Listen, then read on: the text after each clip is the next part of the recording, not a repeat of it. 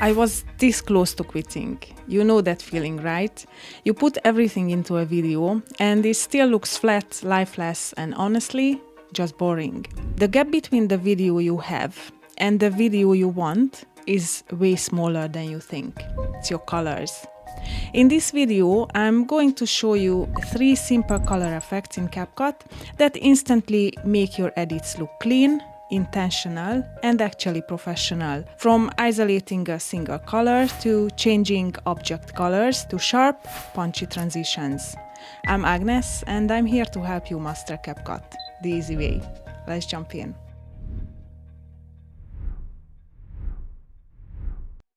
This first one forces the viewer to look exactly where you want. It removes all distractions and makes your subject stand out instantly. I'm using a moving red sports car clip because the red already grabs attention. Add your clip to the timeline, go to Adjustment and open HSL.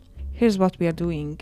Keep the car's awesome red, but make everything else black and white. To do this, simply go through all the other colors one by one and bring the saturation down to 0. Now let's make it pop even more. Jump back to the red channel and crank up the saturation. Don't be shy.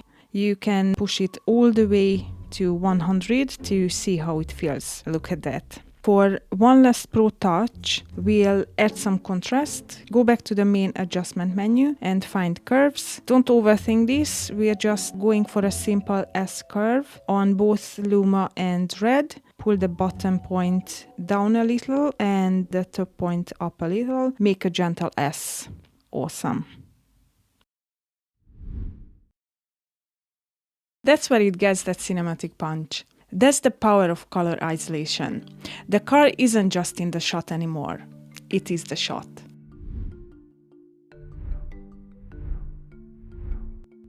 This next one is one of my favorites because it instantly makes your cuts feel intentional instead of random. Let me show you a clean color flash transition built in CapCut. The idea is simple. We are matching 2 colors between 2 clips and using a fast flash to connect them.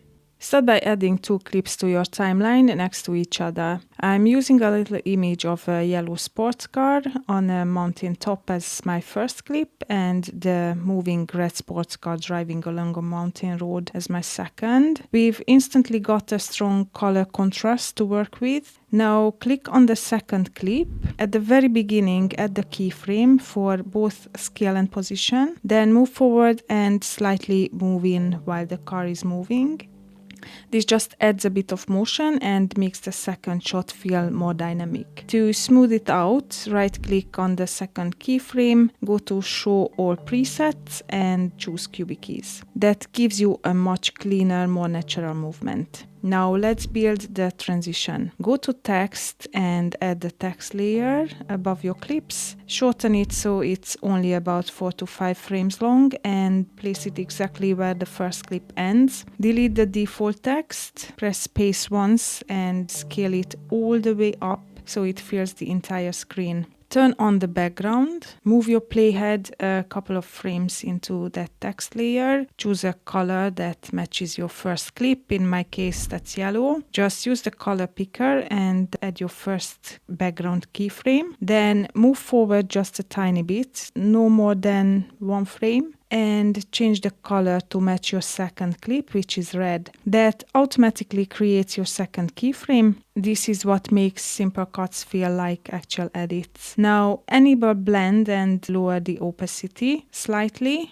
around 70%, so it blends a bit with the footage instead of completely blocking it. Finally, add the whoosh sound right on the cut. Go to Audio, then Sound Effects and find a nice whoosh. This is where sound makes the edit. If you want this instantly, we've got a full pack of sound effects linked below. Now drop the whoosh right on the cut on the timeline and you can also add some music underneath for a bit more impact. Now play it back. That's it. It's a small detail, but it makes the transition feel much more intentional and it ties your clips together through color instead of just cutting between them.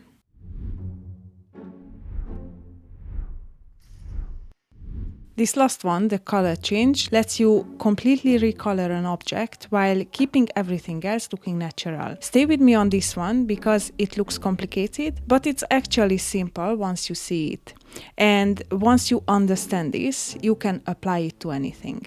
Drag your original clip on the timeline, select the clip, go to adjustment and pull the saturation all the way down to 0. Next, let's bring in our new color. Go to your media library, find the stock backgrounds and just pick a solid green color. Drag this green background down onto a new layer, right above your black and white clip, and stretch it to cover the whole thing. With that green layer selected, find its blend mode settings and change it from normal to overlay. You will see the green immediately tint your entire black and white shot. Now the fun part begins, as we only want our object, the car in this instance, to be green. To do this, we need to import an other copy of the original clip and we place it on top. Go to video, then remove background, enable chroma key and use the color picker to select the car. Increase the intensity until it's properly colored. In some cases, parts of the background might also be affected. To fix that, add the third copy of the original clip. Go to mask, choose split and position it so it protects the areas you don't want changed. This keeps everything as natural while the object stays recolored. Finally, let's perfect that green. Select your green color background layer, go into its adjustment and HSL settings. Now you can fine-tune the new color. Select the green channel. Want a more turquoise look, nudge the hue slide. Want punchy green, correct the saturation. Need it to look darker or brighter to match the scene's lighting, adjust the lightness. Play with these settings until it looks natural and fits your scene. You didn't just tweak a color, you rewrote reality. You now have the power to change anything. Now, you've got 3 ways to fix flat footage instantly. We learned how to rewrite reality with color change, how to command attention with color isolation, and how to add energy with the color flash transition. If this video helped you, hit that like button and subscribe. It tells YouTube that this is worth showing to other creators too. And if you want to take this further and actually understand how to make your footage look properly polished, Dina has a full color grading tutorial waiting for you next. So I encourage you to go and watch that after this. Then it's your turn. Try this and let me know what you came up with. And I'll see you in the next one.